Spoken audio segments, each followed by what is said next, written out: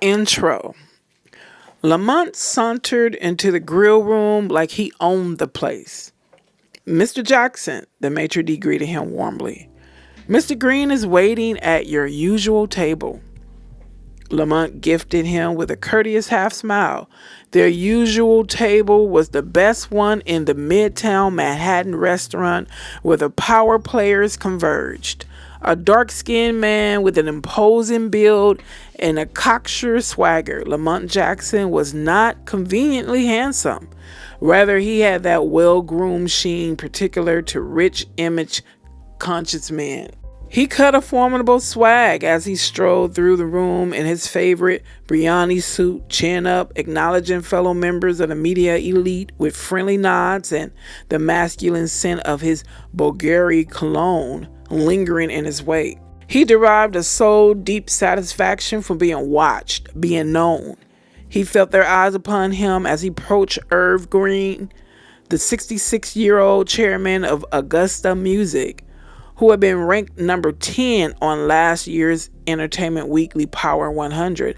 After his own record label had achieved its best year to date, Lamont had landed in the magazine's annual honorable mention spot at 100.5, an insult. He would have preferred not to have been mentioned at all. Lamont consulted his Patek Philippe as he slid into the booth. Am I late? Irv Green was a stickler for punctuality. It was something he and Lamont had in common. No, Irv said cordially, not bothering to get up. Right on time. They enjoyed a warm professional relationship. There was no need for formalities, though if Lamont had arrived first, he would have instinctively stood to greet the music industry legend. They ordered lunch and made small talk until Irv finally addressed the unspoken topic hanging in the air. So it's true, he announced between bites of salmon. Really? Lamont attempted to sound surprised, even though rumors had been swirling for a month. They want you out? Yeah, Irv said. The effers. He leaned over and in a confidential whisper said, so everyone knows already, huh? Well, not everyone. What are people saying? Listen, Lamont said. HMG can't ask you to step down. They have no cause. None, Irv agreed immediately. It's a forced retirement. He was reconciled to the fact that he was being pushed out as the head of Augusta, where he had been cranking out hits for more than 30 years.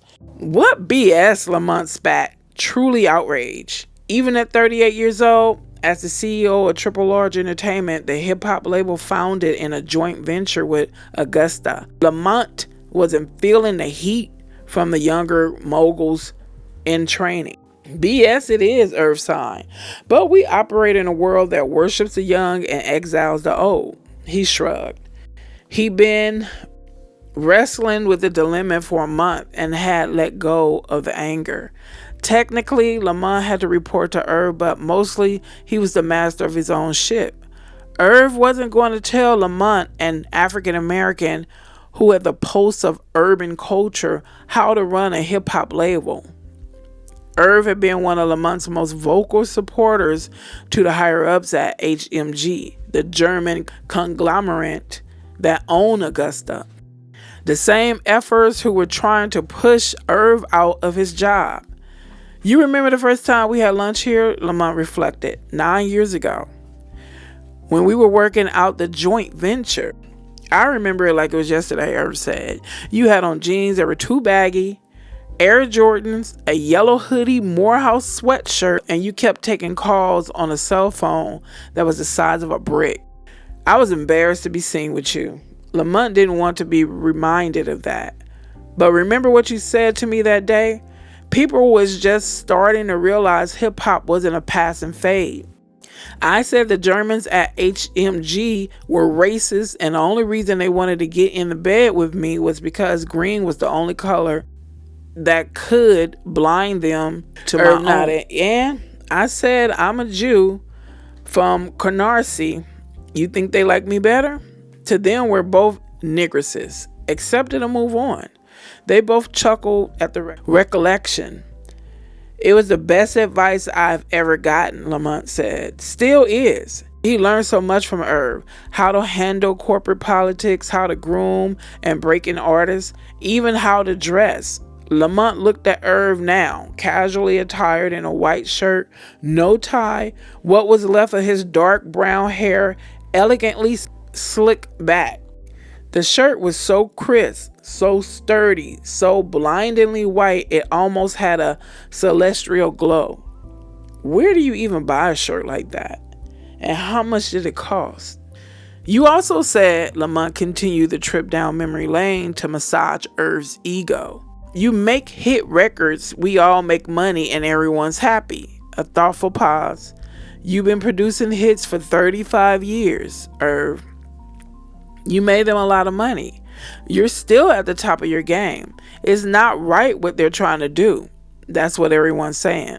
Irv smiled and raised his glass in appreciation. So what's next? Lamont asked casually, self-serving to the bone. He was more curious about what this shakeup meant for him than his mentor. Golf's not my thing, Irv said. Might start my own label. I can write my own ticket. A differential, of course. And they're still deciding on my replacement. The pause was so pregnant, it was expecting triplets. Say it, Lamont slightly urged. Say it.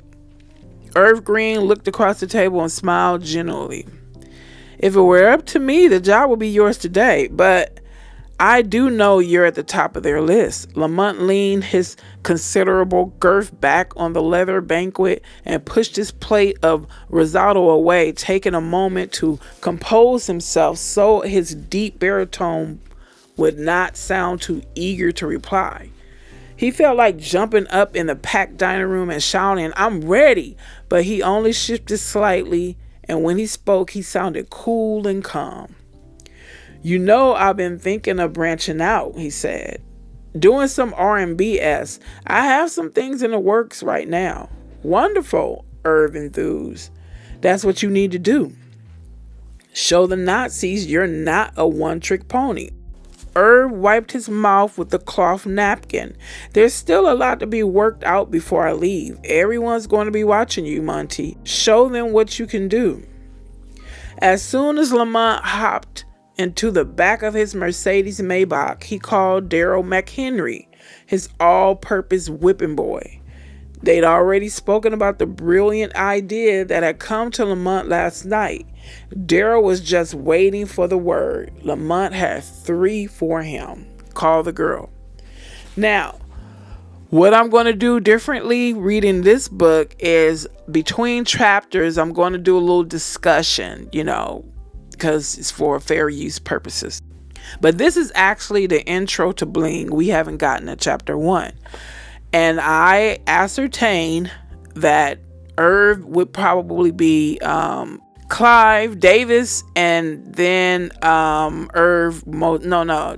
most likely is Andre Harrell. So let's continue. Chapter 1. Excuse me, miss. That's the name of the title. 'Cause we ain't nobody, LaToya said. Lakeisha turned from peering out the window of the Chesterfield Hotel, annoyed because her question, why they got us staying in this bum-ass hotel, had been a rhetorical one. There was no view, just another hotel across 37th Street, and from what little she could see, the rooms over there were nicer. I know, Keisha said, but still, we didn't even get a limo from the airport. We didn't need a limo, Mimi said, busily straightening up.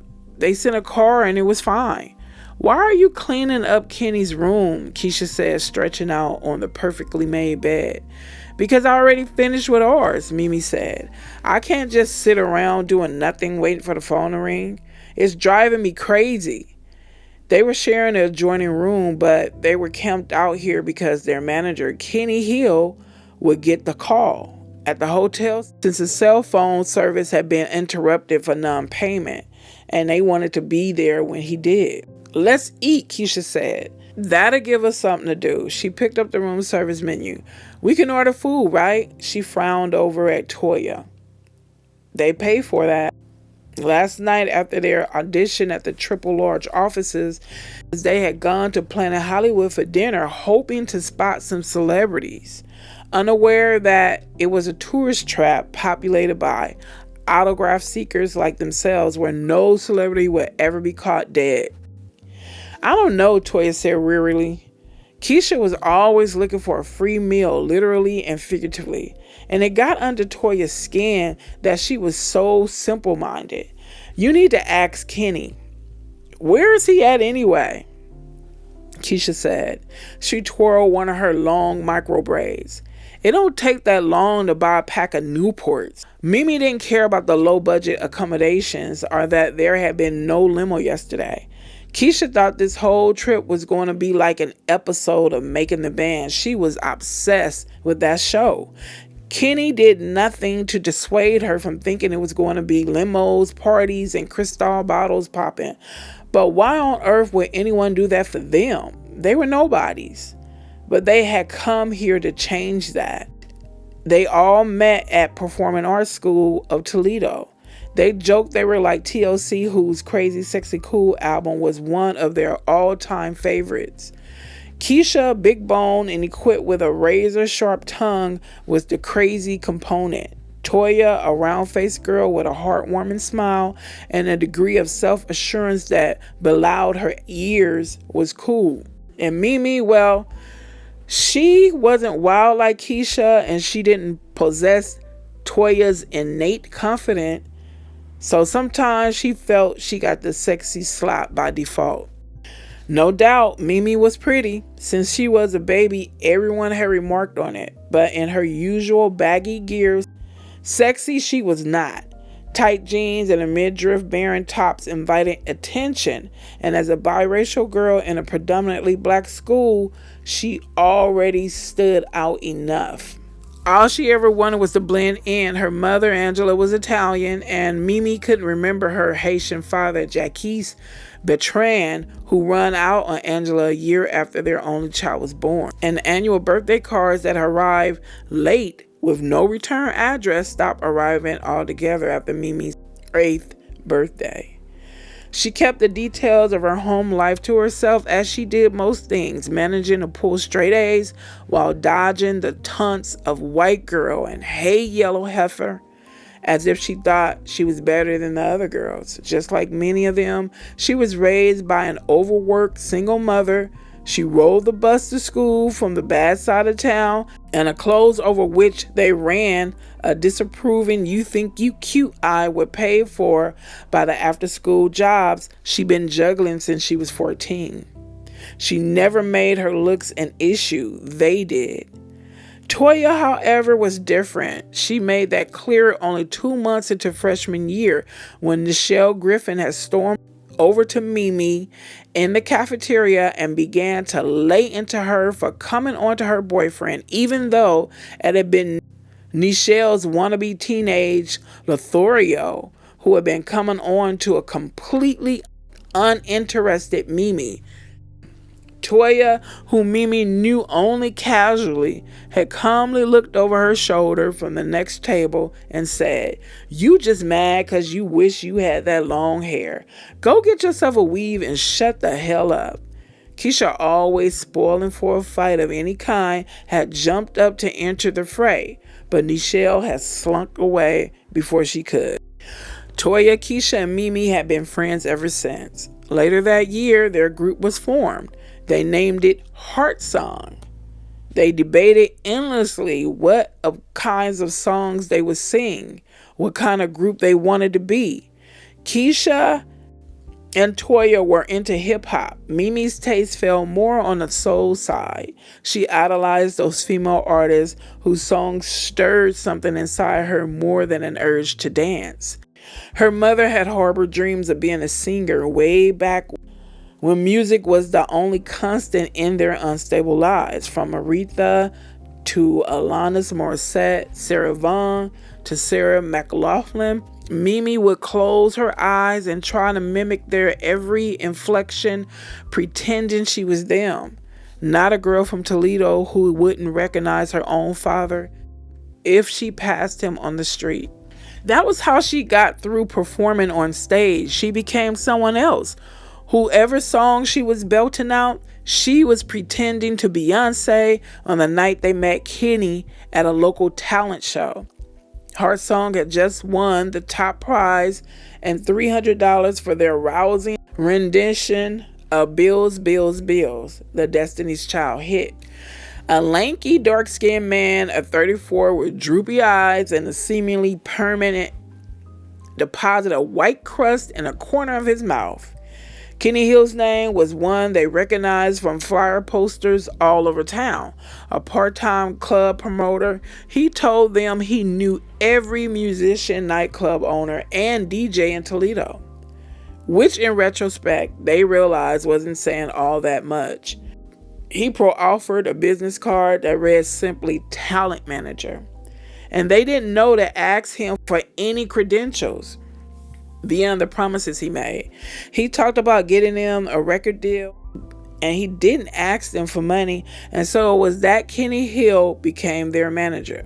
He had arranged for them to sing backup on demos at Wildside Studios in exchange for free studio time to record their own music. He kept telling them that he was setting up auditions with labels, but nothing ever panned out, and they graduated high school 2 years ago. The day after they tossed their caps, Mimi's part-time job at the discount emporium Save Mart became full-time. Toya was doing hair at Black Roots without a license, and Keisha wasn't doing much of anything except hanging out with her crazy-ass drug dealer boyfriend. They finished their demo using tracks Kenny bought from a local producer and singing generic R&B lyrics that Kenny had written himself. Kenny Hill, club promoter, talent manager, songwriter, jack of all trades, and master of none. When he finally got a call back from Triple Large Entertainment a week ago, he didn't tell the girls right away that they had a chance at a recording contract. Instead, he got everything in order. Wrangling 4-coach plane tickets to New York to $99 per night rooms at the Chesterfield before he strolled into Wildside Studios and crowed triumphantly, "Pack your bag, girls. We're going to New York."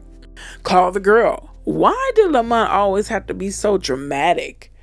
Daryl wanted to call the girl, but he couldn't even remember the B's name. La something, Lavani, Lavon, no, Latoya. Or maybe that was the other one. He already asked Lamont's assistant and the receptionist if they remembered the name of the pretty one, because he couldn't find the group's bio and attached photo. With all the groups that had come through the office in the last few weeks, no one could remember a damn thing about any of them. Now Daryl rummaged through all the useless office memos on his desk in search of the package the manager had left with him the other day. Daryl's office was tiny, so was he.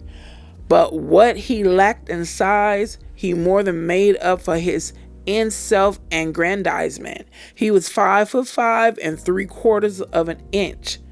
But whenever anyone dared to question his height, he pulled out his driver's license. Bam! 5'7". People always took that as gospel, as if DMV actually measured folks. His office would have felt larger if he cleared out the half-dozen boxes of demos he was supposed to listen to as the A&R rep of Triple Large Entertainment. When he first got the gig, he didn't even know what A&R stood for, artists and repertoire, he was told. He still didn't entirely understand, but he figured out he was expected to discover new artists and work on their development once they got signed. That he could do, although he really wanted to be a producer solely and forget the office BS. He rarely got around to assessing the volumes of material that found their way into the Midtown office. Most artists who got signed had already made names for themselves on the street or were affiliated with an established hip-hop clique. The next big thing rarely arrived unannounced via the United States Postal Service. Nonetheless, Paul Mackinwich, the label's VP of A&R, stayed on Daryl's ass about listening to every single submission. A strapping, floppy-haired white guy in his mid-30s, Paul Makowicz made six figures and his own hours. He was nicknamed Witchy because he had successfully cultivated so many R&B and hip-hop acts at various record companies that people said he would work black magic. 23-year-old Daryl didn't have an official title. He was usually called the A&R guy, which he preferred to being called Witchy's assistant.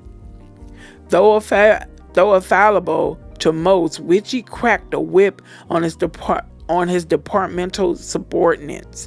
Mostly Daryl believed as a form of insurance. If Witchy failed to meet his monthly beat up on Daryl quota, Witchy was guaranteed to receive a few lashes from the HNIC himself, Lamont Fat Man Jackson. Daryl idolized and despised Fat Man with equal fervor. Some days he wished he were standing tall in Lamont's $400 shoes, making big moves and bigger bank. Other days he hoped Lamont Jackson would kneel over and die from a massive coronary and spend all eternity rotting in hell. A few months ago, Fat Man had put out the call that they'd be branching out into R&B. They were hoping to find the next Destiny Child. In the past 2 months, they'd seen 27 groups. None of them got past their first song. After an audition 2 days ago of 3 white girls with varying degrees of pink hair who called themselves Shades, it was obvious Witchy was digging at the bottom of the barrel.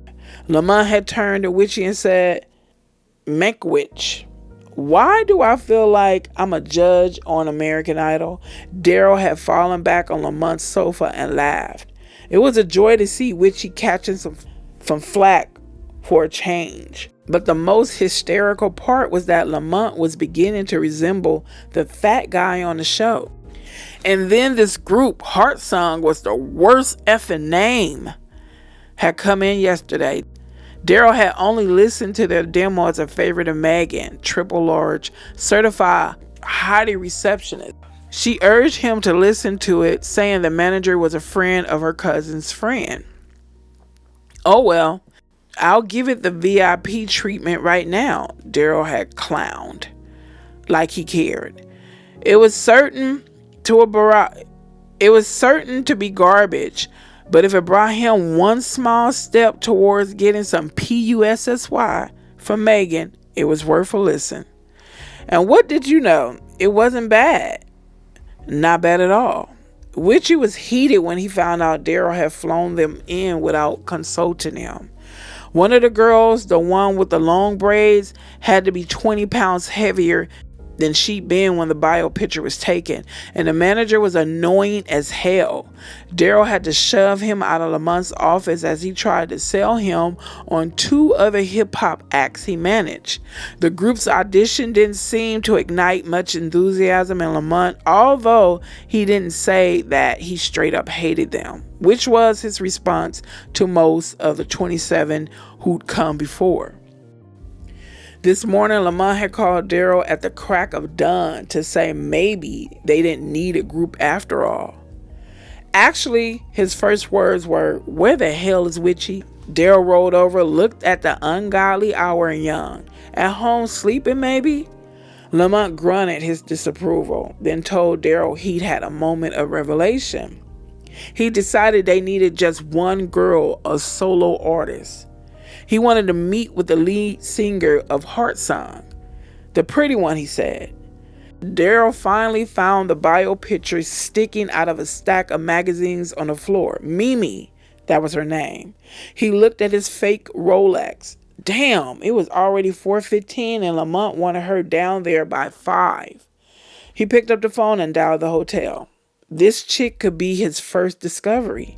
And if a signing came out of this, he wouldn't let Witchy or Fat Man forget it.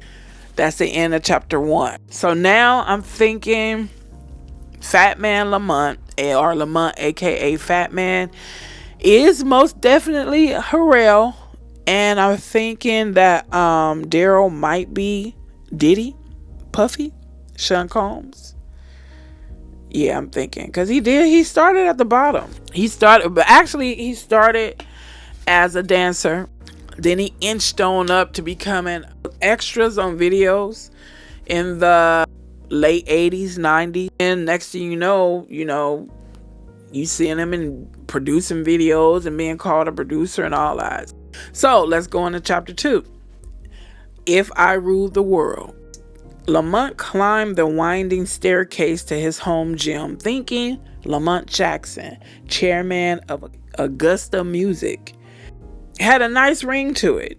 He'd be able to sell triple large to Augusta, but he still retained control of the label he founded, as well as run several others. How much would the deal reap? 60 million? No, triple large was worth 75 at least. He stepped into the treadmill and poked a few buttons. He usually worked out in the evening after coming home from the office and before going out for dinner and whatever else the night offered. But today he come home right after his lunch meeting with Irv.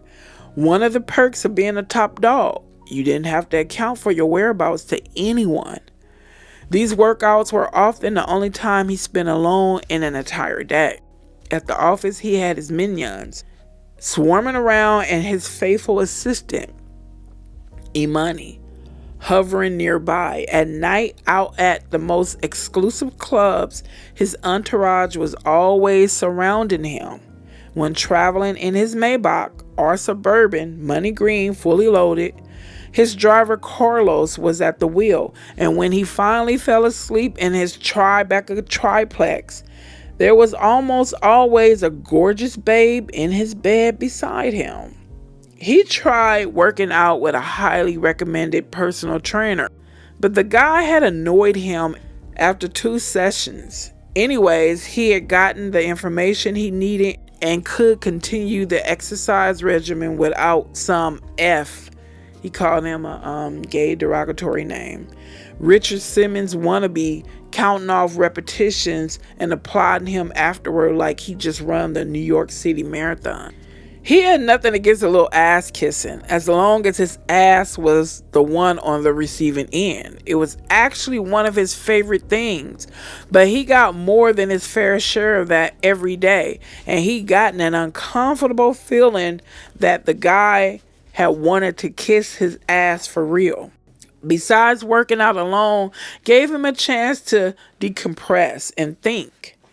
The thought that was going through his mind right now was, I need a hit. A blinding success story that would prove to Irv Green, to the heads of HMG, to the world that he deserved the top job at Augusta. 9 years ago, he had been one of hip-hop's corporate trailblazers, founding Triple Large Entertainment long before rappers were starring in movies, shilling for Sprite, and mingling with high society. His early track record as a label head had been unimpressive. The first few artists he released had come and gone without much fanfare and had been summarily dropped from the label. Then 3 of his acts achieved gold record status. Selling 500,000 albums has still meant big success then. How far the bar had risen in only a few years. Now a record that was merely gold certified meant one with lackluster sales. Lamont didn't allow the word failure to be uttered by anyone within his ranks. In the slumping industry where music downloading had become an escalating problem and major labels were regularly laying off hundreds of employees, posting profits was more difficult and more important than ever.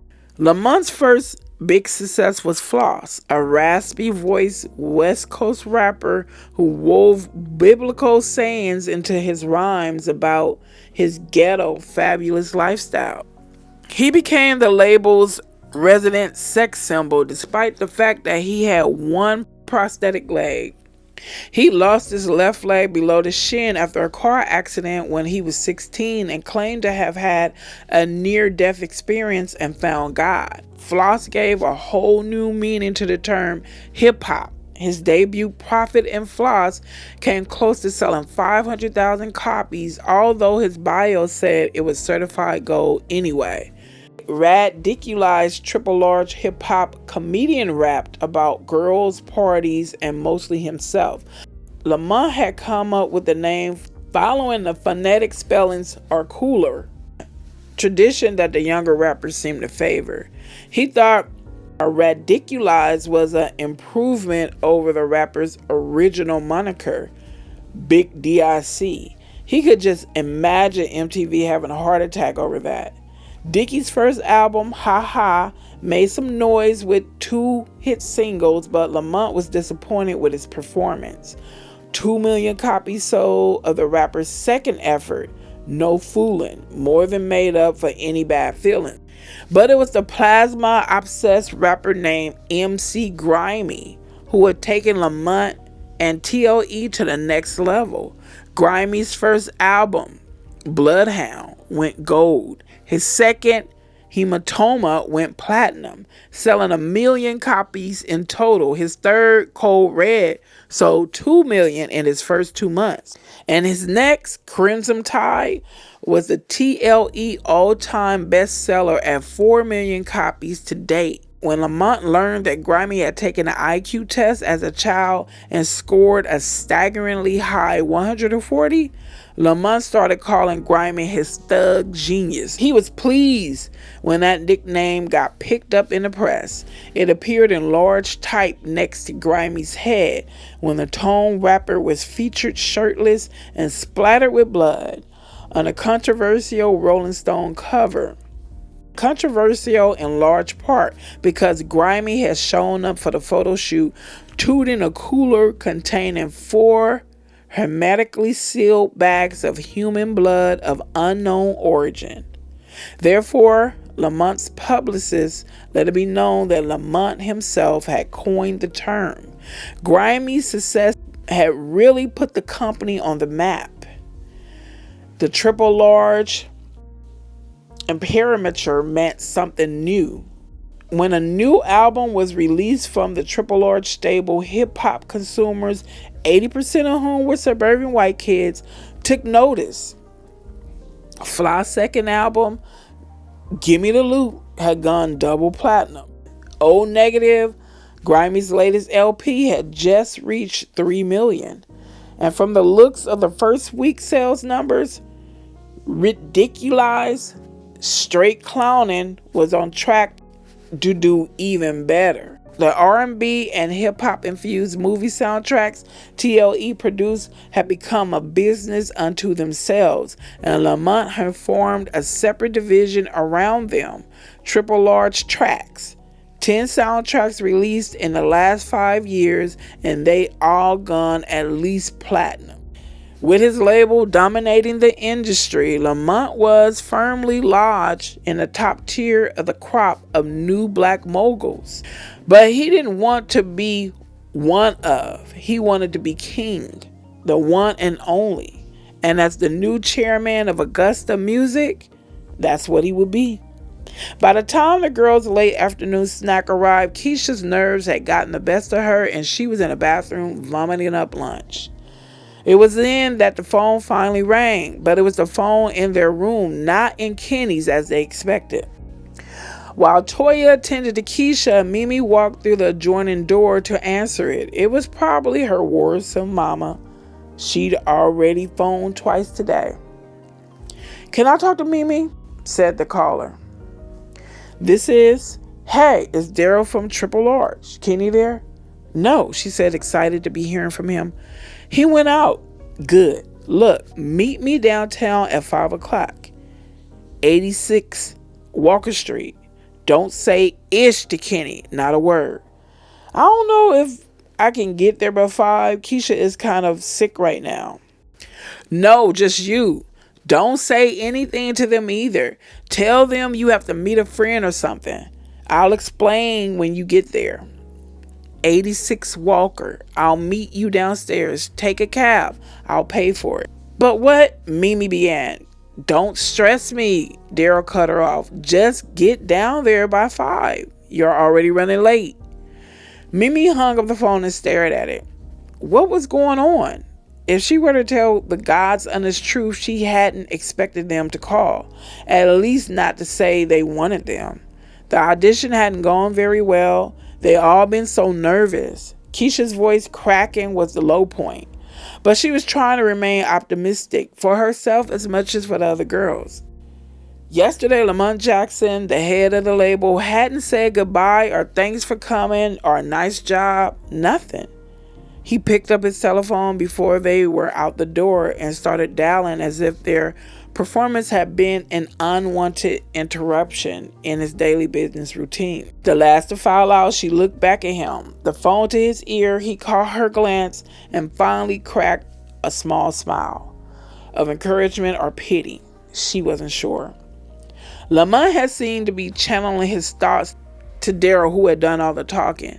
Daryl said they'd have an answer today. Yay or nay, he told Kenny. So which does this call mean? She wondered, yeah or nay? And what was all this come along business? When she walked back into Kenny's room, Keisha was lying on the bed with a wet rag on her face, moaning like she had just given birth. Are you okay? Mimi said, kneeling beside her. No, Keisha moaned.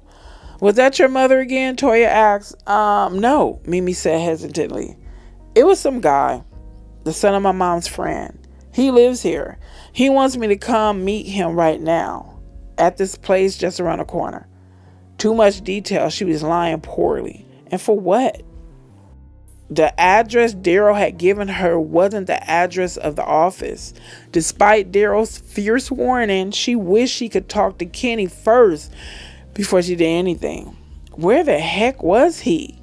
He left almost 2 hours ago. And why couldn't he pay his cell phone bill? What place? Toya questioned. Mimi said, trying to come up with a name, but she didn't know New York, so she just turned and walked back into their room, hoping Toya wouldn't ask again. Mimi, what if they call? Keisha whined. Not if, Toya corrected. They said they called today. Well, they might say they want us or they might say they don't, Keisha countered, getting her energy back. I'll call you guys in an hour, Mimi said, changing out of her sweats as Toya watched from the doorway. Mimi went to the closet and considered her clothing options. She couldn't wear the tight stretched jeans and cropped peasant top that she worn yesterday for the audition. Toya and Keisha had worn the exact same outfit, so Daryl would surely remember it. Besides, that look was a tad hoochie for her personal taste.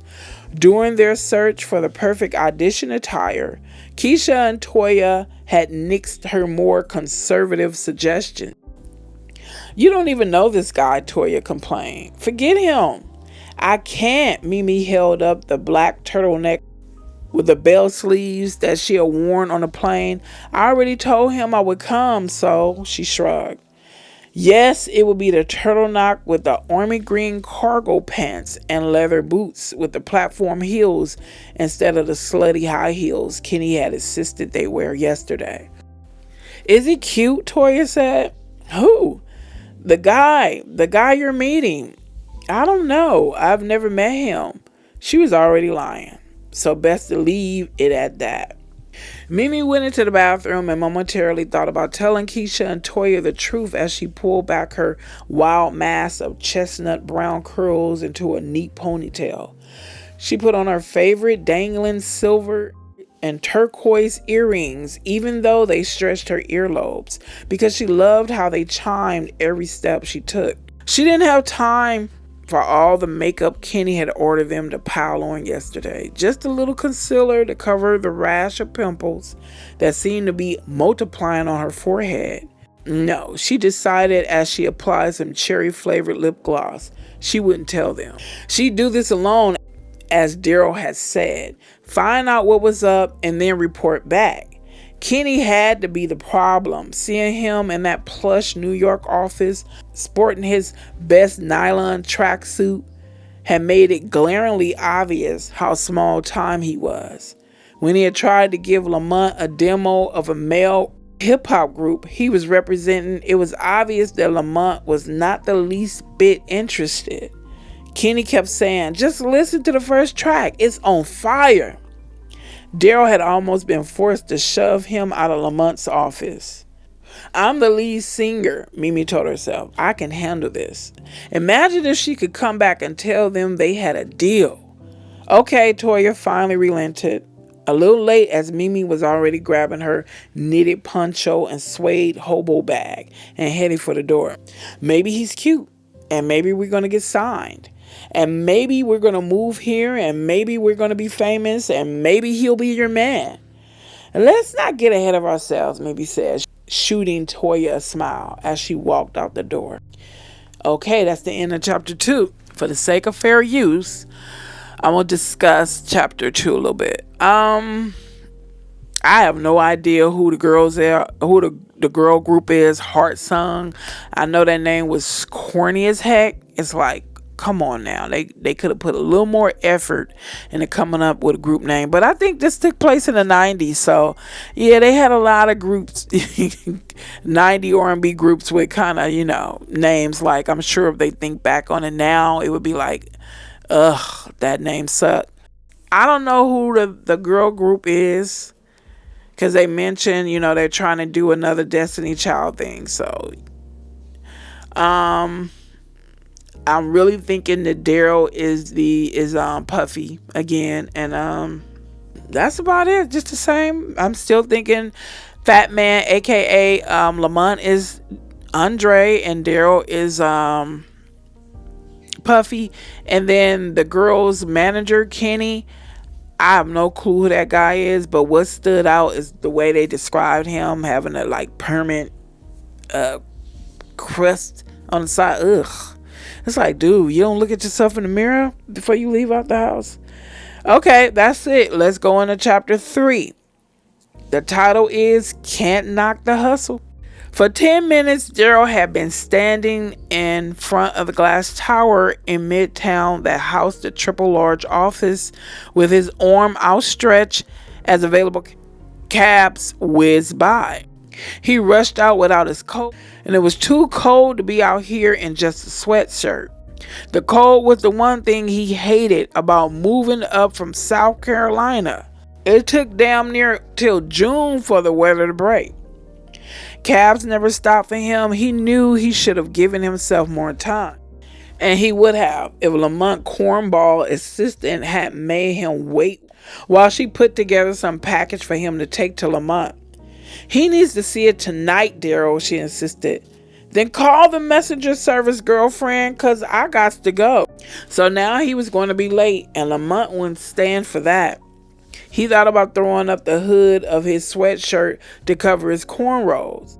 That might just make him seem more menacing.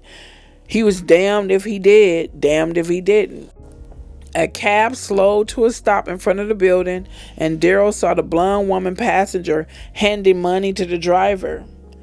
Daryl crowded the door and tried unsuccessfully to open it. He wasn't going to accept that off-duty crap-ish that these towelhead cabbies always tried to pull.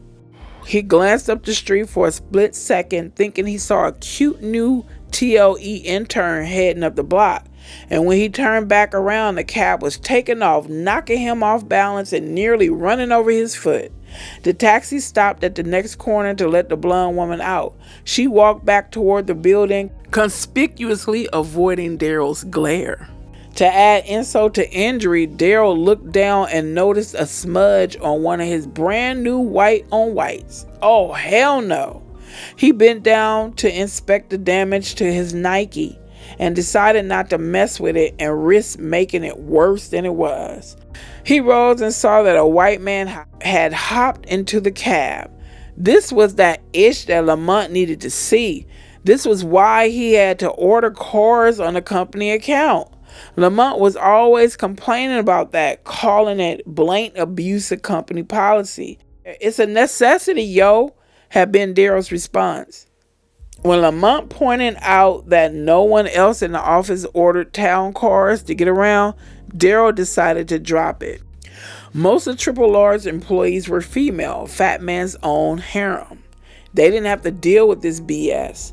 Cabs would stop for them, no problem. And the other guys in the office probably took the subway. Daryl wouldn't know. He didn't socialize with them. He only hung with other industry players on the rise. Though the price of admission to get into Lamont's inner circle was high, he was the only cat in the office who had membership other than Witchy, who waltzed right in just because he discovered a couple successful groups and stayed there by being the ultimate yes man. To join this elite hip-hop fraternity for over 2 years, Daryl had been a virtual indentured servant with a round-the-clock list of menial chores to do. It was not uncommon for Lamont to call Daryl at 3 in the morning to tell him his car needed a washing. And he didn't mean wash it at your earliest convenience. It was understood that when Lamont told anyone to do anything, he meant now. But Daryl had made it in, winning some respect along the way for being able to withstand the pressure.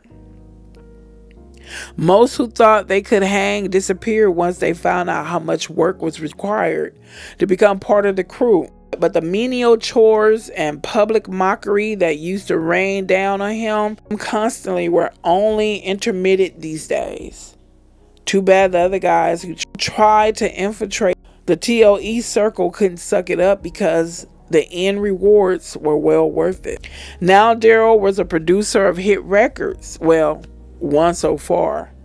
If Say What, the new ridiculized single, hit big, he sees some serious cash. So why should I have to take the subway? Daryl wondered spitefully.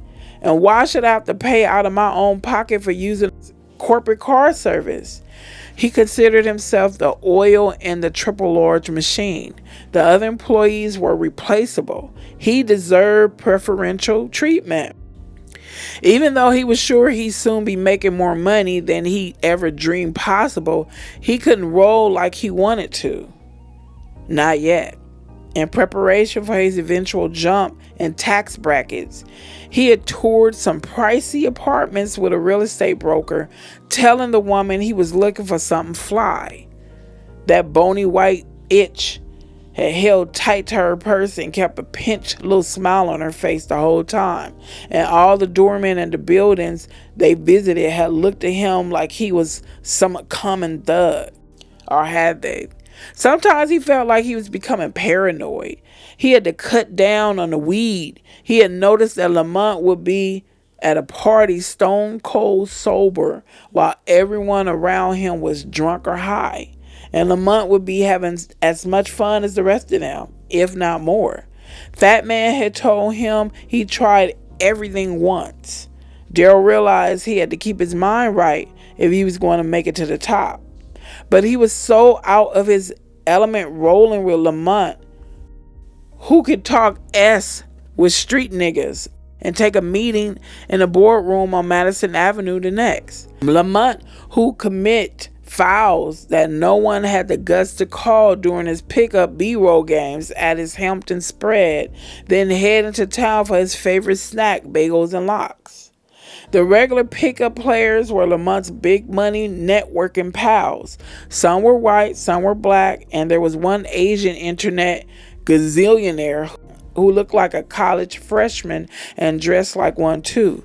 They all had two things in common. None could ball. They were all self-important dicks. They followed Lamont's cue and treated Daryl like gum stuck on the bottom of their sneakers, never inviting him to the post-game chow downs. For the longest time, he thought it was bagels and lox, and he couldn't figure out what that meant. Then one weekend, he was sent to Twice Upon a Bagel to pick up Lamont's lunch, and the secret of the lox was unlocked. Daryl wished he had Lamont's social dexterity, but having grown up in a trailer drinking Kool-Aid out of an old peanut butter jar, it was a difficult quality to master. When Dickie, his childhood friend, turned rap star, had brought him up to New York close to 3 years ago. It was like being called up from the minors. At the time, Daryl's most treasured possession had been a 14-karat gold Mickey Mouse pendant, and he worn his hair in sloppy braids that made him look like Seeley from The Color Purple. He thought he was fly, but Dickie, who'd always had an innate sense of cool, disabused him of that notion. Dickie took him shopping for all the proper hip-hop gear: throwback jerseys, fitted baseball caps, jeans, and sweatsuits by Sean John, academics and rockaware, and the newest kicks. Now that he worked his way into the triple large crew, things were looking up, but not far enough. Daryl drew up the hood of his fat form sweatshirt and shoved his bald fist into his front pocket. Keeping the money's package tucked firmly under one arm, he headed for the nearest subway station, cursing under his breath the whole way. Mimi walked out of the hotel and a cab stopped for her right away. "Hey, where you going?" She turned around to find Kenny standing by the hotel entrance, sucking on a Newport in the chilly air. He just returned from having a lap dance at Stilettos in Times Square. "To meet a friend," she stammered, opening the taxi door. He squinted at her. "What friend?" "Go upstairs," Mimi said without meeting his gaze. "They'll tell you. I'll be back soon." She slammed the door and the driver asked her where she wanted to go. 86 Walker Street, she said, glancing toward the entrance of the hotel. Kenny stubbed out his cigarette and looked back at her. He held his hand up to his ear in a gesture that she instantly knew meant, "Did they call?" As the driver pulled off, Mimi shook her head and averted her eyes, mouthing the word no. A bead of sweat rushed down Lamont's forehead. He wriggled his nose and picked up his pace on the treadmill, his eyes glued to the 3 flat screens hanging on the wall in front of him. The televisions were recent installations. Lamont hated flipping back and forth between channels. He might miss something. The TVs were tuned always to BET, MTV, and CNN. He tried to catch Moneyline with Lou Dobbs whenever he could. Lamont's personal motto was, "If it don't make money, it don't make sense." The 3 screens were like his own customized stock ticker, flickering with cultural currency. He pounded the conveyor belt until his white Nike t-shirt was clinging to his damp, protruding belly. He cut off the treadmill, stepping down and grabbed a bottle of Dasani from the refrigerator in the small upstairs bar. Guzzling the ice-cold water, he snatched a fluffy white towel from the basket next to the massage table, stepped out onto his terrace to cool off for a minute. Taking in the panoramic view, he savored a momentary feeling of satisfaction. This deck had more square footage than the entire apartment where he grew up in the Marcy Projects in Bedside. He looked out and spotted the Brooklyn Watchtower. He hadn't been over to the old neighborhood in a while, not since he convinced his father to move to an upscale retirement community in Florida. The warm weather was better for his father's chronic joint problems. Lamont Sr. called the records his sons produced jump-up music. Every time you see one of those videos, they're always hopping around like jumping beans. Can't none of them kids stay still? A civil servant for 39 years, Lamont Sr. would often preach, a man can make good money, but all that money can't make him a good man. Simply saying, "I'm proud of you, son," wasn't his father's way. Lamont's beloved mother picked up the slack with a pride in her eldest son that bordered on idolatry. Now that Pops was living in Florida and Mama had her own luxurious condo uptown, there was no need for him to ever go back to the old hood. Manhattan was Lamont's hood now. He stepped back inside, ripped off his t-shirt, and tossed it in the laundry hamper, which could have been more accurately described as a trash can. His obsession with cleanliness, bordering on neurosis, meant he wore his gym clothes one time only. His housekeeper had orders to dispose of the clothing she found in the gym hamper. He lay down on the exercise mat and bent his legs to his knees. Time for crunches. He liked to do his part of his workout shirtless so he could keep an eye on his midsection. He had always been a bear of a man, 6 feet of solid masculine bulk with shoulders worthy of the NFL, firm and toned. But in the last year or two, his arms had gotten a little flabby and his midsection had expanded to unacceptable dimensions. He knew it wasn't solely due to an overindulgence of his wicked sweet tooth. He never had to work this hard to stay in shape in his 20s or even in the early half of his 30s. He couldn't believe he was almost 40 years old. Playing basketball had always been workout enough to keep him in shape, but not anymore. He clasped his hands behind his head and strained to raise his upper body. The first one was always the hardest. He felt like quitting after 50 reps, soldered on to complete the full 300, hating every damn one. He had no choice. That old man gut had to go. When the cab pulled up at the address Daryl had given her, Mimi looked in her bag for money. Daryl appeared out of nowhere and yanked the door open. "You late," he aggressively greeted her, handing a $10 bill to the driver. He sounded out of breath. "Sorry," she said as Daryl hustled her past the doorman, through the lobby and into the elevator of what looked like an expensive hotel. "Lamont don't like folks to be late," he said, fingering one of his cornrows, which had come loose at the bottom. "So is that where we're going?" Mimi wondered. "To see Lamont?" Daryl rushed down the carpeted hallway like a horrid traveler desperate to make a connecting flight. Mimi glimpsed at his blotchy reddish-brown complexion and wondered if he had some kind of skin disease. He didn't say another word to her until they reached the last door on the hall. It was already ajar, so he didn't bother to knock. Before they crossed the threshold, he turned to Mimi and asked, "Ready?" That scared her. Ready for what? But she nodded, anxious to hear whatever Lamont Jackson had to say. That is the end of chapter 3, and now I'm rethinking the characters, okay? The way Daryl was described, I just thought. She had to fictionalize this to the T. So even if Daryl is puffy, she had to write it where she's not talking about him. So, because I was saying the way they described, and then he supposedly came from North Carolina, I believe. And we all know Puffy didn't come from North Carolina. So, yeah, I forgot. She had to, dress it up like she wasn't talking about them. Okay. So, let's go into chapter 4. Hypnotized. "Monte!" Daryl bellowed into the Carvanius apartment. Getting no reply, he dashed upstairs. Mimi took a seat on a small sofa at the end of the entrance hall and removed her poncho. This apartment has stairs, she marveled to herself. A few minutes later, Daryl returned. "Go up and wait in the living room," he instructed her. "He'll be right out." Mimi had thought she was waiting in the living room. She began to head upstairs when Daryl hollered after her, "Shoes!" He pointed to the shoes lined up neatly by the front door and said, "Lamont don't like dirt."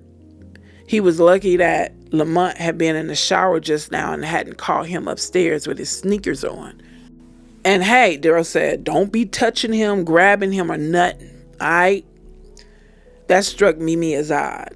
Why would she want to grab Lamont? Seeing her puzzled expression, Daryl explained, "Don't be trying to shake his hand or nothing.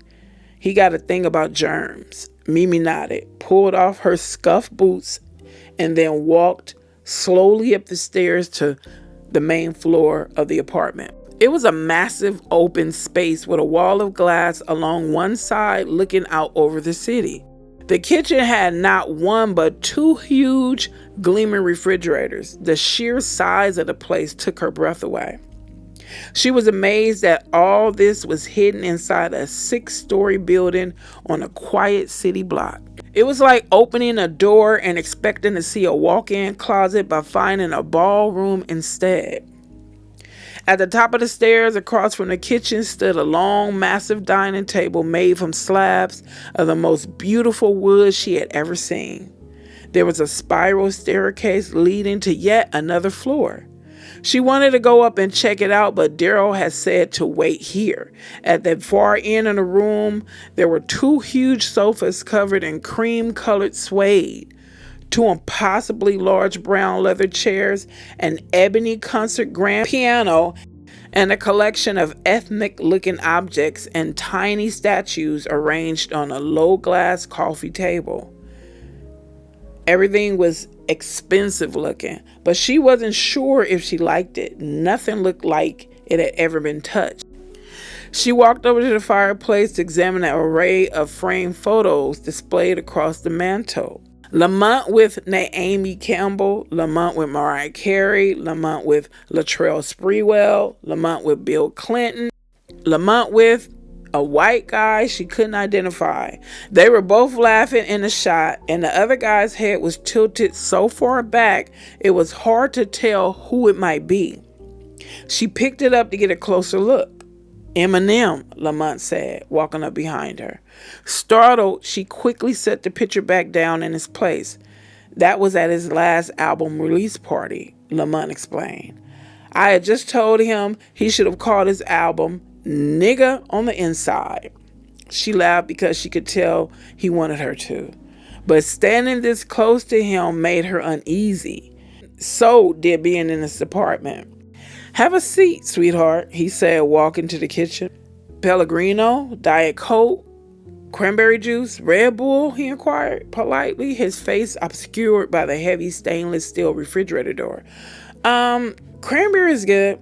He filled two huge goblets, one with juice, one with water, and took a seat next to her on the sofa. This place is really, she searched for the right word, big? You like it? Yeah, she said with more enthusiasm than she felt. It's really nice. Bethany did it, he said. Bethany? He said the name as if Bethany was some friend of hers. Was that his girlfriend? Bethany Oglethorpe? He clarified and took a swallow of water. Another weight loss tip from the annoying trainer. Drink gallons of water. Right, she said, although she had no idea who or what he was talking about. She's an interior designer, he informed her. Does all the celebrities.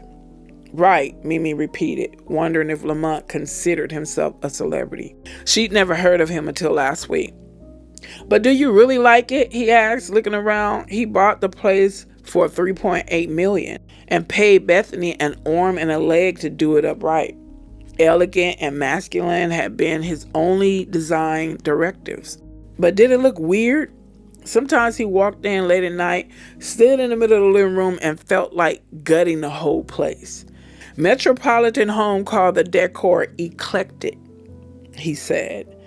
The only reason the wacky, overcharging design diva was worth her fee, in his opinion, was because Bethany curated apartment generated press all on its own. He had no idea that Metropolitan Homes was the name of a magazine. And did he say eclectic? She didn't know what he meant by that, so she just smiled. So how old are you? He asked, moving on. Almost 21? Almost, he smiled. Most of the women he knew and some of the men were trying to shave a few years off their real ages. Only a kid as young as this one wanted to round up. I'm not going to card you. Mimi managed a smile, though every word that came out of his mouth made her feel uncomfortable. But his mouth, she decided, was the most attractive thing about his dark chocolate face. He had full sexy lips. The rest of his face was kind of flat, like someone had smashed it in, and then it never bounced back. His close cropped hair was going gray at the temples, and before he slouched down on the sofa, was this real suede? She detected a tummy jingling under his t-shirt. So is Mimi short for something? Mary, she said. Lamont fixed his gaze on her. She really was a beauty compared to the other girls in her group. She was practically a supermodel. Actually, it's Mary Jean. She began to babble. Why wasn't he saying anything? Coming here alone might have been a mistake. She should have brought Kenny with a hyphen, you know. Lamont crossed his arms and began having visions of what she could be. At first, he had thought her audition was going to be another next situation, like the 20 or so groups that had come before them. But when Mimi sang her solo verse, it was like the other girls had disappeared. He didn't need a girl group. He just needed one girl he could mold into a pop superstar. And when he accomplished that, the Augusta job was going to be his. No one called him a one-trick pony. But everyone calls me Mimi, she continued, waiting for him to speak. But you already know that, right? So Mary Jane was my father's mother's name. My dad was Haitian. Lamont continued to stare at her. Would her hair look decent if she shook out those mousy brown curls? He liked what he saw, otherwise the cafe au lait skin, the long legs and yum, those juicy lips that had a natural rosiness. Her dark sweater, which looked like it needed a serious dry cleaning, made it hard to determine if she had anything going on up top, and her baggy pants made it hard to see what was going on from behind. She was almost 5'9", he guessed. As a connoisseur of models, he could determine a woman's height within an inch at a glance. Let your hair down, Lamont commanded. Mimi blinked several times. What? Let me see what you look like with your hair down, Lamont said with some irritation because he didn't like to repeat himself. It wasted time.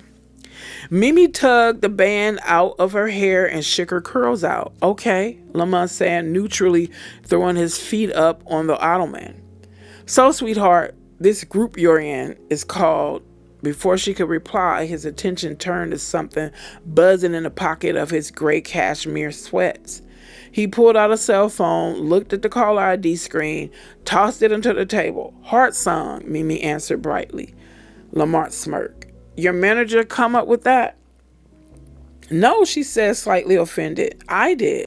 And you're proud of that, I see. Well, we want to sing songs that, mean something, she said, trying to read his manner to decide what she should say next. I can do this, she told herself. Songs from the heart, she continued, as full of herself as she could manage. We don't want to be singers who just look good. We want to touch people with our music. Touch people, he said, and let out a noise that sounded like he couldn't decide whether to sigh or laugh. Honey, you can't touch people. This time he spit out the word touch as if it were a piece of lint stuck on his tongue. Unless they hear your music, and people won't hear your heart songs unless they buy your record, which no one will do if they don't hear your songs playing on the radio first. And you won't get any radio airplay if you can't steal the programmer's attention away from the 50 other singles that come their way every week. And even if your songs are on the radio every hour on the hour, people won't be interested in laying out their hard-earned cash for your album if they aren't interested in you. So don't turn your nose up at looking good, baby, because at this moment, looking good is your best asset. Though struck by his cold assessment, she managed to say, really? I thought my voice was. Her naivete amused him. Neck and neck, I say. He looked down and noticed a hole in the heel of her sock. Mimi noticed him noticing, his brow creasing as if he could not understand how someone could actually be walking around in the world with holy socks. He probably has socks that cost more than her boots. I think you look spectacular today, Lamont said, sweetly, leaning over to pat her hand gently as she repositioned her foot to hide the offending hole. After Daryl's stern warning, she instinctively pulled her hand away at his touch. She thought he looked momentarily offended. That ish you had on yesterday was booty. Looked like something you bought on sale at Target. No one in Toledo used the term booty, but she could tell he meant it was tired, tacky, or something along those lines. She thought so too, but Kenny had insisted. Is Jean your last name? A phone rang and she paused, thinking he might get up to answer it. He didn't move an inch or glance away and it stopped ringing. No, she said, my full name is Marie Jean Castiglione. As she pronounced her last name, he looked like he had just gotten wind of a foul odor. Damn, baby, that is a mouthful. That sounds like some mafia-ish. His cell phone rang, vibrating on the table. Again, he looked at the caller ID, but did not pick up. Good, Mimi thought. Pay attention to me. He was going to offer them a deal. She could feel it. Why else would he ask her here and spend this much time? She wished he would just get down to it. I like the name Mimi, he said almost to himself. Marie Jean, too. The Haitian thing. He silently considered all this as the house phone began ringing again. He looked over idly, watching 4 of the 6 lines flashing like Christmas lights. After the 3rd ring, Lamont's placid facial expression changed abruptly. Answer the MFing phone, he roared in a tone so harsh that Mimi actually leaned away. The phone stopped ringing. Damn, I got it, Daryl shouted from downstairs seconds later. Got 3 lines going. It's the money. Want it? No, Lamont boomed. I'll hit her back in a minute. He looked directly at Mimi and in a soft voice that Daryl couldn't possibly hear, said, I'm in an important meeting. He stared at her, then broke out into a wide grin. Well, Mimi, he said, welcome to the Triple Large family. He stretched his hand out in her direction. She didn't take it. She instinctively put her hands up to her face, shaking with excitement. You mean we're signed? You want us? We? He snapped. I don't see any we in here. What do you mean? She sputtered, eyes wide. I thought you called me because you didn't like Kenny, our manager. You're right. I don't like Kenny. We don't either, she stammered. Not really, but he was the only person we knew in Toledo. She began jabbering faster and faster, and Lamont just let her go. I mean, I'm the lead. I can make decisions. I can get rid of Kenny. I know he's an amateur, and so are your 2 little friends, Lamont said smoothly. I'm signing you, Mimi, as a solo artist. You have the voice, you have the look, you have it. They don't. Forget them. She was dumbstruck. He slid closer to her on the sofa. She smelled sweet and clean, like a mixture of Dove soap and licorice. He felt a stirring in his groin. Now he commanded as if contracts had already been signed. We have a company apartment. You'll stay there. It's completely furnished. If you want, you can move in tomorrow and send for your things. Or you can go home, get everything settled, and we can wait until next week. She looked down at her unpolished, bitten to the quick fingernails. She hadn't heard a thing he said since Forget Them. Forget Toya and Keisha? How could she do that? Talk to me, he said evenly. She didn't know what to say.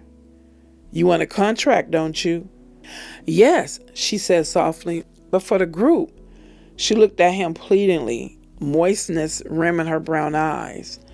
I know they're your friends, honey, he said soothingly. But they aren't as talented as you. It might sound harsh, but this is a harsh business. If you want to do this, and I can see that you do, you have to recognize that. Mimi inhaled sharply. She felt like she could see her heart beating. He was right. She did have the best voice. They all knew that, but that was why she was the lead. Doing this without Toya and Keisha had never entered her mind. They were a group. Sensing he was making headway, Lamont pulled out the line that worked like a charm with every woman he'd ever wanted to get into bed. You're special, he cooed, pausing to let the words take effect. Talented, another pause, and beautiful. She was flattered, but she heard herself saying, I can't. The words sounded lame, even to her. She couldn't even imagine going solo. It would be like shedding her security blanket, and she was not ready to do that. And Toya and Keisha would be devastated. She couldn't do it. She wouldn't. What a shame, Lamont said, his friendly tone cooling. She would come around, but he didn't have all day to play guidance counselor to this child. He had a massage scheduled for 6. They're my best friends, she said, flushing with anger. If he was so tough, why couldn't he tell Toya and Keisha to their faces that he didn't want them? Lamont wanted to tell her how many times the supposed best friend of some girl he was effing tried to give him some Pussy on the sly. And that chunky girl with the braids, Laquifa, or whatever, she had hoe written all over her. He was quite certain that if she had been called for a meeting here today, she would have sucked his dick and swallowed if she thought it would earn her a solo deal. He'd receive oral favors for a lot less. I know for a fact, he said sharply, that if either of those girls were here in your place right now, they would jump at this chance and never look back. Mimi smirked. He knew that for a fact, did he? Toya and Keisha would never dump her to take a solo deal, would they? But it's just that, Mimi began, unsure what she wanted to say. Lamont looked at her expectantly. He knew she'd be thanking him later for advising her to drop the dead weight. Right now, however, he had an overwhelming urge to strangle her. Was she really so naive as to throw away a solo deal in order to spare the feelings of 2 no talents just because they all used to jump double dutch together? And what do I say when they find out I got a deal without them? She said as defiantly as she could. Without her, there was no group. How could she ever face them? Hey, that's on you, he said. Maybe they can do background vocals, he stood up. Mimi remained seated, her jaw firmly set. You're not going to get a deal somewhere else, he said, sensing she might be trying to come up with alternatives to his proposal. Not with those other 2 girls hanging around your neck like cement blocks. He loomed over her, speaking with a stinging finality. Maybe that fake-ass manager told you different, but I'm telling you the truth. Mimi knew his assessment of Kenny's managerial skills was dead on. Kenny didn't have much juice. Does he have other labels interested? Lamont asked, 100% sure that the fake-ass manager did not. I'm not sure, she said, her eyes darting nervously around the room. He might. He doesn't, Lamont snapped. Truth is, I could pull 2 girls at random off the street who look as good as those other 2, and they probably sound better. Mimi shot him a wounded glare on behalf of her girls. God, he was awful. How could he talk like that about Keisha and Toya? They were cute enough and their voices were good, if not great. Lamont stood over her, wondering if this girl was ever going to come around. The meeting was over. He helped her up, wordlessly leading her downstairs where Daryl was manning the phones. He glanced at the clock on the wall. It was 3 minutes past 6. Where was his masseuse? I have to think about it, Mimi said shakily. This couldn't be happening. Not this way. It was supposed to be the 3 of them together. Great, Lamont said easily. You have till tomorrow. He stepped close enough to speak to her without Daryl's overhearing. He murmured. He put both of his hands on her cheeks and stooped a little to look directly into her eyes. Toledo is no place for a girl like you. You're golden, honey. You don't even know it. This is the way it has to be. Trust me. He kissed her on the forehead. I'm a star maker, baby, he said with a huge grin. And believe me, you are going to be a star. Corniest line in the world, but that was the kind of Hollywood movie BS that he knew she wanted to hear. Hey, congrats, Daryl called out, hurrying down the hallway after Mimi, her bag on her shoulder and her puncher-on boots in her arms. She'd forgotten everything, wandering out into the hall like a sleepwalker.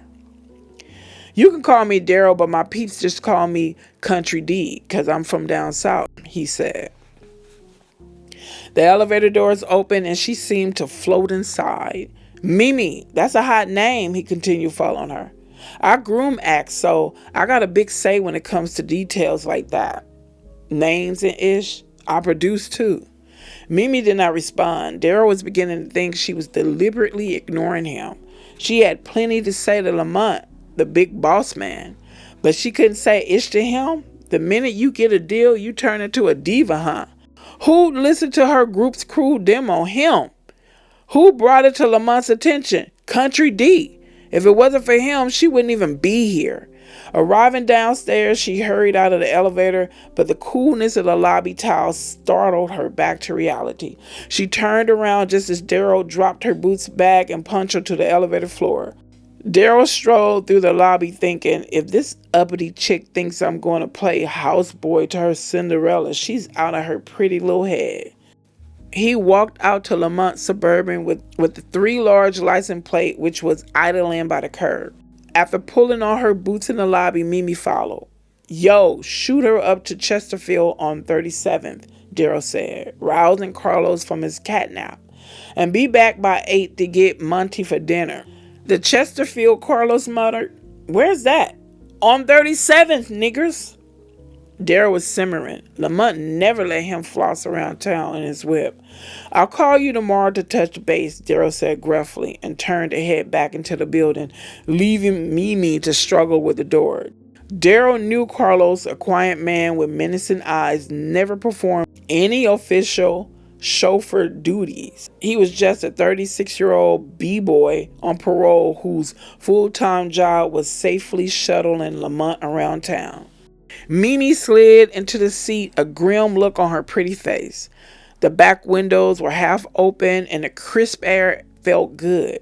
Raising her pouty lips up to the opening in the window, she called out, Country D! Oh, the princess had something to say. At least she had addressed him correctly. He come up with the nickname Country D a few months ago, but it didn't seem to be catching on in office. Yeah, he huffed, hoping she wasn't going to hit him up for some cash. Money matters had to go through Lamont. Thank you, she said quietly. No worries, baby, Daryl managed to say nonchalantly, though he was caught off guard by the genuineness in her tone. Thank you. No one he worked with ever said that to him unless they were being sarcastic. The Suburban took off and Mimi settled back, thrilled and panicked. Toya words spinning in her head. Maybe we're going to be signed. Maybe we're going to move here. Maybe we're going to be famous. Maybe. But how could she tell them that as far as Lamont was concerned, there was no more weed? Okay, so now we're moving along. Okay. I don't mean moving along like the book is, boring or anything. I'm just saying now, it's heating up. I completely agree with what Lamont said about if he had when women he select to make them solo artists, they their friends, so-called friends, be in the background trying to seduce him, So I can agree with him on that, because honestly, when it comes to money, the trueness of people and their heart come out. You thought this was your best friend? Bring some money and let money get involved and see how much of a best friend they really are. So he was just waking her up to reality. Although not all people are like that. Yeah, I think she should just go on and take the deal. And I know her friends are going to be heartbroken and some might be bitter, but she can bring them on. When she established herself and she can make more decisions on her own, she can bring them on. Okay, let's go to chapter 5. Get by. Lamont's driver hadn't said anything to her. He was chatting on his hands-free cell the whole time. The drive back to the hotel gave her time to consider her options. Option 1. Tell the truth. Lamont thinks you have no talent and I should go solo and forget you. Not really an option at all. Option number 2. Focus on the positive. Lamont wants to give me a solo deal, but he wants you guys to sing backup. Isn't that great? Toya might go for that, but she could hear Keisha's voice already, and it was saying, I ain't no backup singer. Option 3. Put the decision into their hands. Lamont wants to give me a solo deal, but it's on you. If you don't think I should do it, we'll stick together and try to get a deal as a group. If Kenny got us one audition, he can get us another. A possibility, except for the fact that their trip to New York had made it clear Kenny needed to be subtracted from the equation. When she walked back into the hotel room, she still hadn't decided what to say. Keisha was curled up on one of the double beds. Toya was staring mindlessly at the television, and Kenny was in his room bent over the phone like he was praying to it. No call yet, Toya said, managing to be simultaneously glum and optimistic. Mimi signed, trying to sound disappointment. How was your date? Keisha said. It wasn't a date, Mimi replied. Was he cute? Toya said. No, Mimi answered, picturing Lamont. She had to tell them. She went into the bathroom, looked at herself in the mirror as she quietly rehearsed options 2 and 3, but Kenny was still around, so she'd have to wait. By the time they had gotten to the airport the next day, she realized there was a fourth option. Say nothing, go home, start over. If Lamont wanted her, another record label would too. And Keisha and Toya did have good voices. They were a group, and that's what they would continue to be. 2 nights later, Lamont was sprawled out in what some consider to be the choicest piece of real estate in all of downtown Manhattan. The Center Banquet at Swirl. The booth was big enough to hold 7 people comfortably, but the way Lamont and his cohort spread out, there was only room for 4. The Center Banquet was the perfect vantage point from which to see the entire lounge, and more important, from which to be seen. The crowd was strictly A-list, well-known actors, models, and cool media types who looked like models. Lamont had invested a small amount of money in the place because he had gotten to know the owner, Gustave. When Gustave had managed Cognac, a hot spot a few years back, even though Lamont's momentary investment was negligible, people would say, "Hey, Monty, let's go to your club," as if he had poured his life savings into the place and built it from ground up with his own power tools. Tuesday was hip-hop night, so there was more color to the room than usual. When Lamont and crew showed up for a late dinner, the prime table was waiting for them. "What's up, niggas?" squawked Nate Gibbs, Lamont's lawyer and closest friends, as he joined Daryl, Lamont, and Witchy in the booth. "My niggas and Witchy," Nate jokingly amended his salutation. Witchy was a well-liked member of the crew because he had mastered the art of race mixing.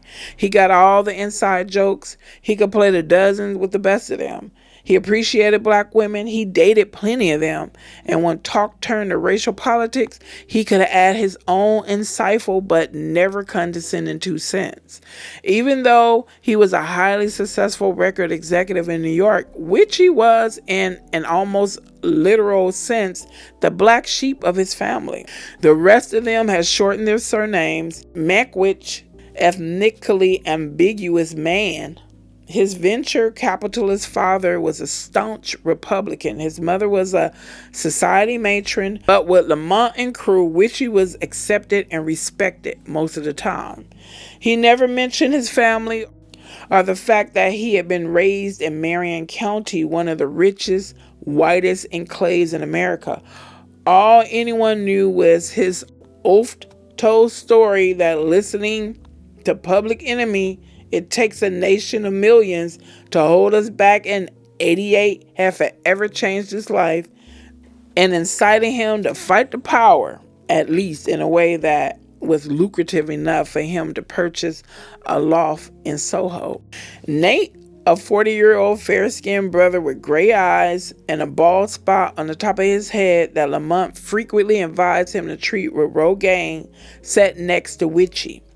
He nodded at Daryl, who was looking as sullen as usual. "That's a fly sweatshirt, Daryl. Rockaware does infant sizes." "It's men's small, MFA," Daryl snapped. "But when I copped it, I ran into a girl coming out of the boys' department with some jock straps for you. Nate looked at him blankly. No one bothered to respond. Lamont's eyes ping-ponged around the room. He waved at a raven-haired actress chilling in another booth. She was one of the stars of the hit show on HBO. He'd never seen the show and couldn't recall her name, but she was somebody, so she merited a wave. So your search for a new act finally bore fruit, Nate said. He was already readying Mimi's contract. About time. Yes, Daryl's discovery, Lamont said, more to make a point for Witchy than to give Daryl any props. Normally, Daryl would have taken this opportunity to toot his own horn loudly, but tonight he was uncharacteristically quiet, acknowledging the remark with a stiff nod.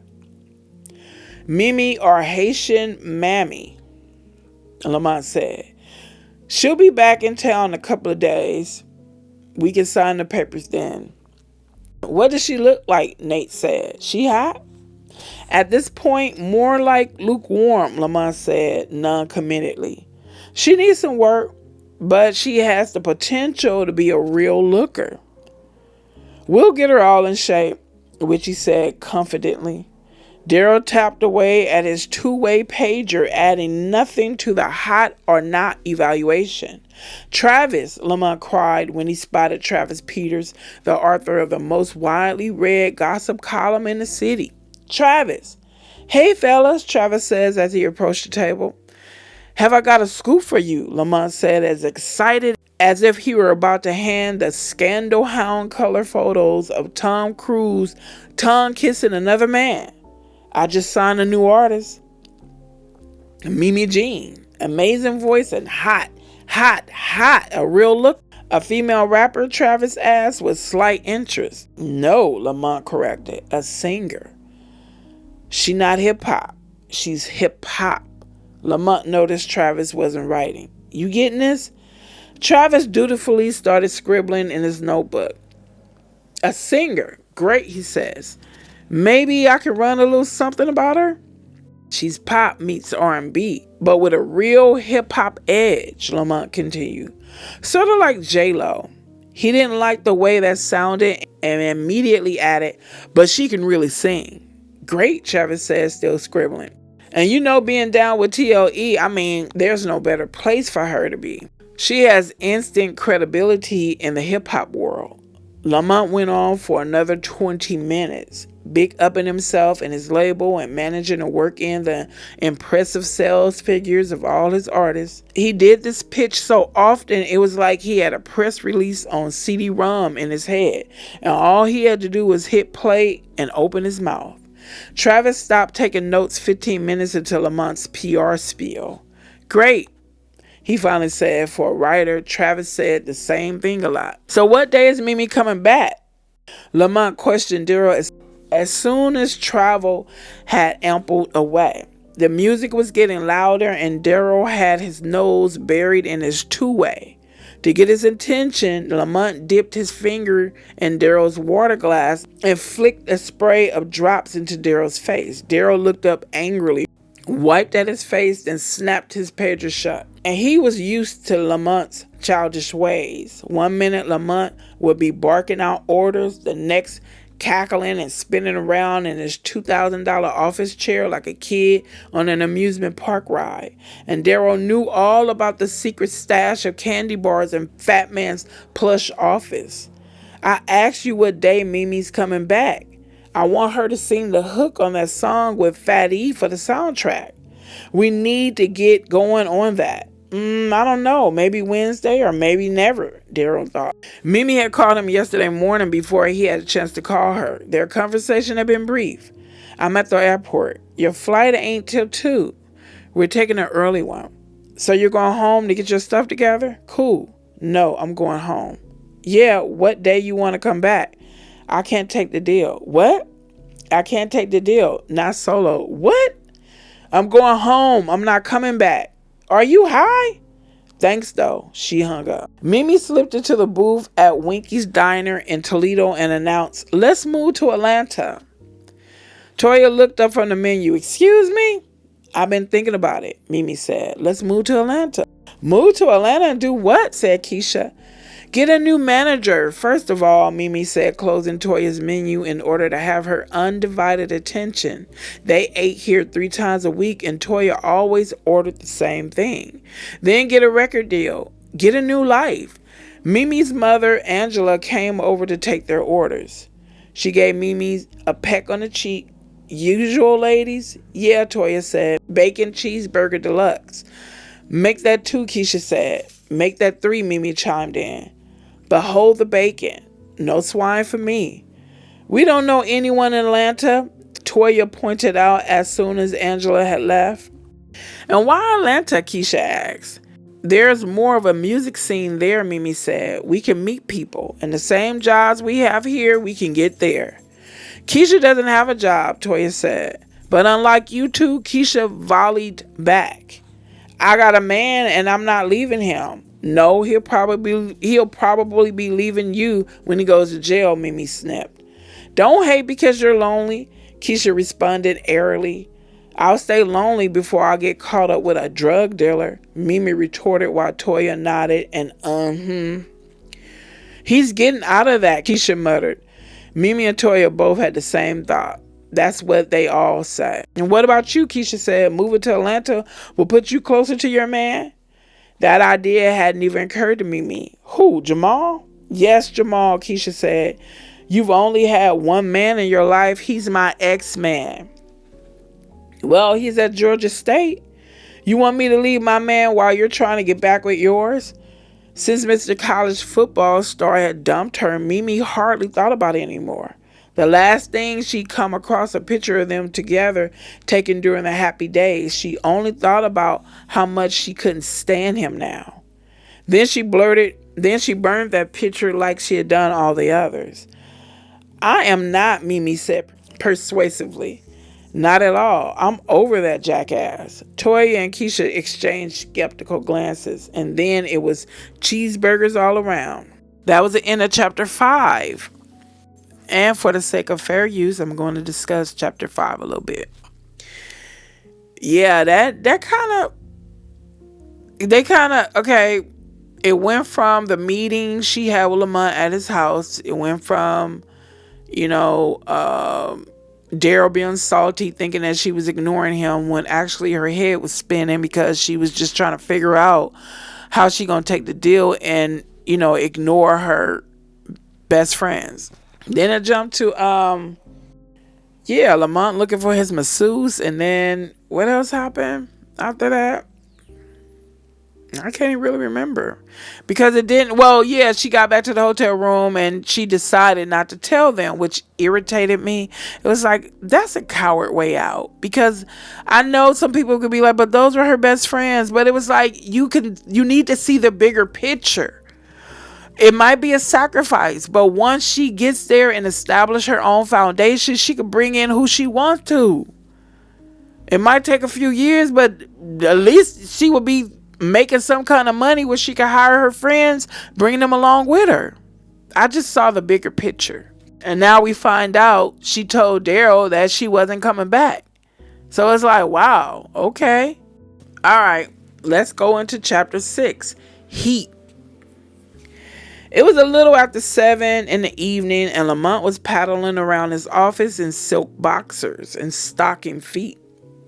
2 dark suits were draped across the sofa. He just showered, applied deodorant, shaved, slapped on some cologne. The private bathroom tucked inside his expansive office was a must. With so many social functions to attend in the evenings, it was a hassle to have to go all the way home to change. And he had to get clean before he got clean. He didn't want to feel funky on one of his impeccable Italian suits. Whenever he found something truly sharp, he'd buy 2 of it. Suits, shirts, ties, shoes, cufflinks. One for home, one for the office. His ex Kendra used to cluck. You spend more time getting dressed than any woman I know. He'd tell her, image is everything, baby. If you spend more time cultivating your own, maybe you'd be a working actress. Reaching for a wooden hanger, he held an Armani up to the light, so gray it was almost black. Maybe with the silver tie. No, it almost looked like a tux, and this evening wasn't black tie. The Armani would be trying too hard. The Navy Zegna would be better. Just as he was pulling up his pants, Imani burst in. A pretty, earthy sister who sported long, neat dreads. Imani Spears was the one person he truly could not live without.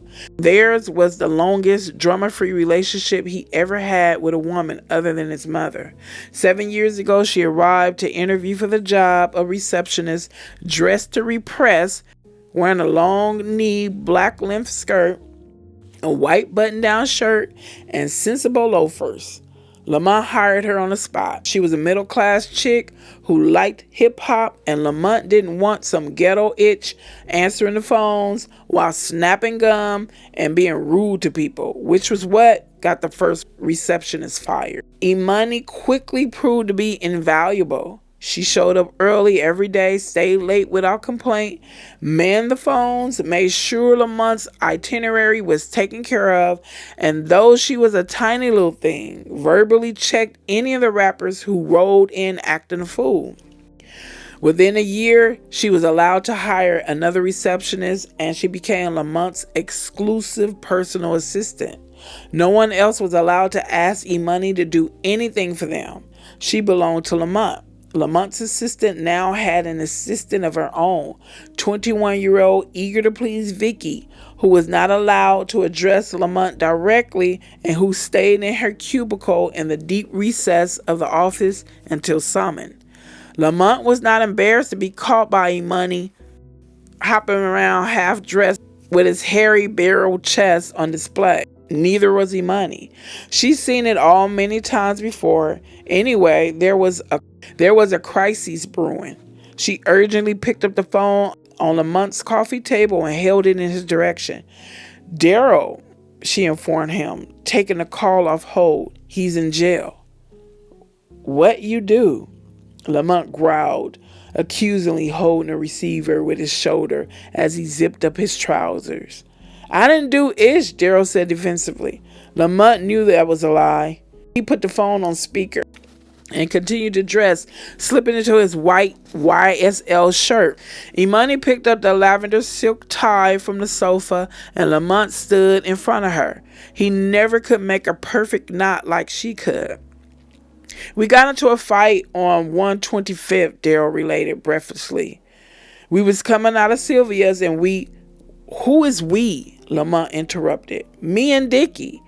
Imani paused and adjusted a knot, and she looked up at Lamont. They both exhaled heavily. Daryl getting locked up was a minor annoyance, but one of the label stars who had a newly released album riding high on the charts was a real issue, or a serious problem, depending on the chart.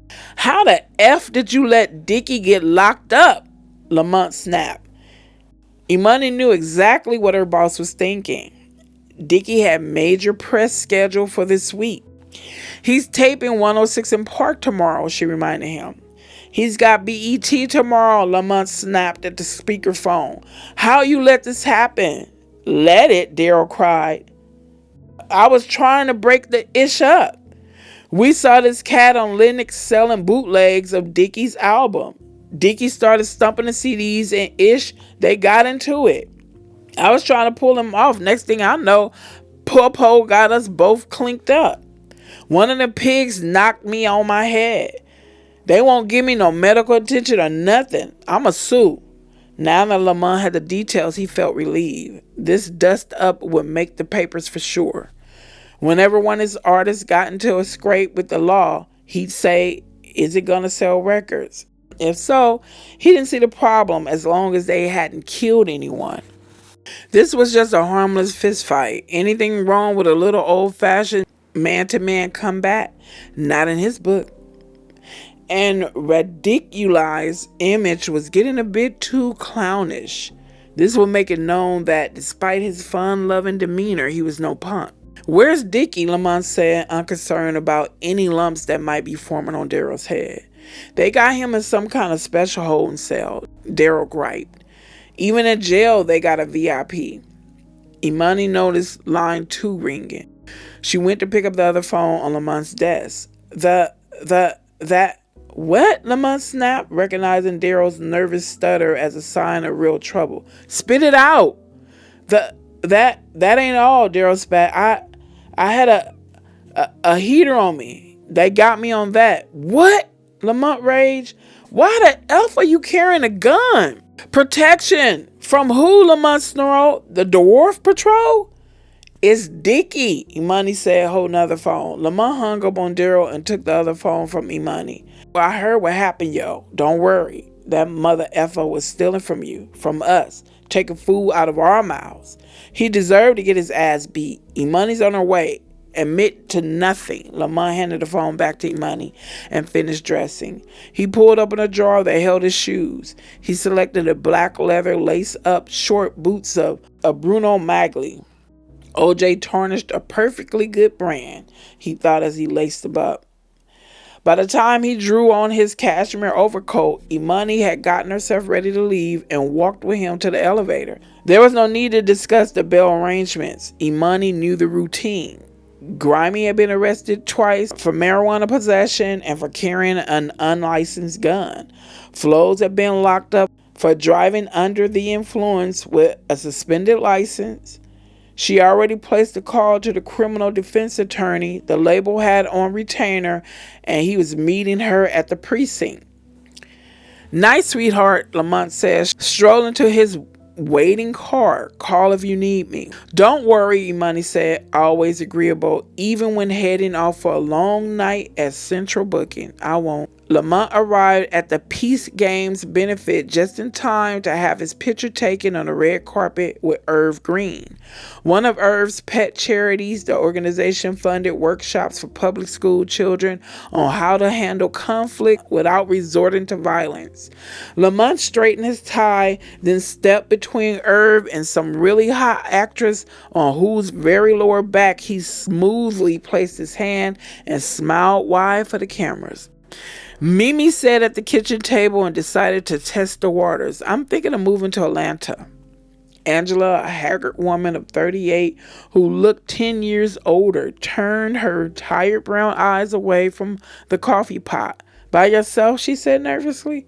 No, Mimi said, with Keisha and Toya. It was going to take some convincing, but she was confident that she could wear them down. What about Kenny? If we keep waiting on him to do something for us, we'll be waiting for the rest of our lives. He got you that audition in New York, Angela pointed out, gulping her 9th cup of coffee for the day. And they haven't called us back, Mimi said, anxious to change the subject. She was starting to feel like a complete imbecile for turning down a deal. Ever since she returned from New York, she couldn't stop imagining what it would be like to be solo. She never allowed herself to dream that dream. For so long, she'd been dealing with other people's attitudes. You think you cute, or you think you white, or you think you hot S just because you can sing. That downplaying her natural assets had become second nature, a defense mechanism almost. So she never thought about being on her own. That was selfish. That was for a girl who thought too much of herself. And being out there on stage alone without her girls on either side, that was a bone-chilling prospect. But Lamont believed in her. Lamont said she had it. I do. Lamont wanted to make her a star. He did. And Lamont knew what he was talking about. He was no Kenny. Kenny is full of promises he can't keep, Mimi stated firmly. There's nothing for me here. I'm here, Angela said pointedly. Mimi walked to the refrigerator to escape her mom's sad puppy dog eyes. If Angela could have pursued her own dreams of being a singer, maybe neither of them would be here. But when Angela got knocked up and found herself abandoned by Mimi's father, she settled into a life of just scraping by, surviving instead of thriving. Well, you'll still have Jerry, Mimi called out sarcastically. Jerry Morelli. Angela's current squeeze-turned-permanent fixture was a squat, hairy Italian with greasy hair and a luxurious stare. Every time he laughed, he, it sounded like he just remembered a dirty joke. Leave Jerry out of this, Angela said, quick to protect the first man she'd ever been able to hold on to. With a pint of ice cream in hand, Mimi went over to the couch, flicked on the television, and sulked. Angela had a blind spot when it came to men. After years of romantic disasters, Mimi wondered why her mother still couldn't see worth a damn. The men who had come into her life over the years were no better than Mimi's deadbeat dad. Black, white, Latin. Angela had an equal opportunity knack for attracting losers. They ranged from bad to worse, each subpar in his own unique way. One was married, a fact Angela hadn't figured out, even though she was never allowed to call him at home, until his wife had called Angela looking for him. Another guy had punched her so hard he broken her eye socket. And then Angela had apologized for making him mad. Sometimes Mimi played surrogate boyfriend, buying her mother a Hallmark card or flowers on Valentine's Day when she knew no one else would. Sometimes she was her best friend, listening to Angela prattle on like a lovesick teenager about some worthless guy, and then consoling Angela when he didn't call.